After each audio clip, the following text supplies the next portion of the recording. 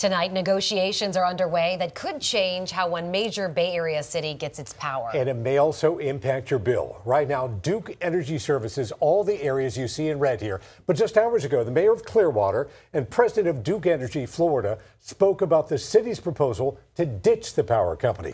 10 Tampa Bay News reporter Chris Hurst is live in Clearwater Beach tonight. And Chris, you were at a meeting held by the Sand Key Civic Association. Duke was the only topic.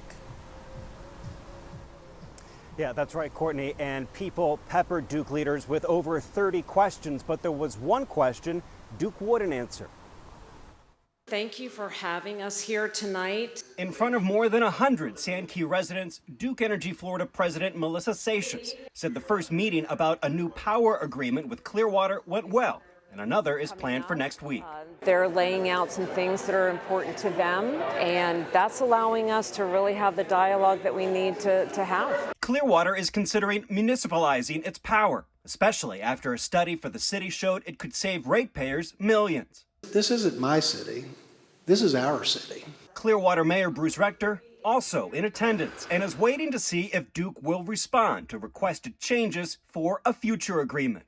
We were mainly presenting some ideas, some things we thought could be done differently as a city, and Duke listened. We can't afford a government takeover of the electric grid. Ads continue to run from energy trade groups claiming ditching Duke would lead to higher bills, and Seixas declined comment on the ads and who's paying for them. That's their decision to be actively campaigning against our assuming control of the electric utility. But from our end, there really hasn't been any counter messaging. We've just been trying to educate the public that we haven't made a decision yet. We're only evaluating it. And Chris, you also asked the Duke Energy Florida president about that message sent to customers, asking them to conserve power during the record-breaking cold. But why is it we get that this week, but when it's so hot out and we're cranking the AC during the summer, we don't get those?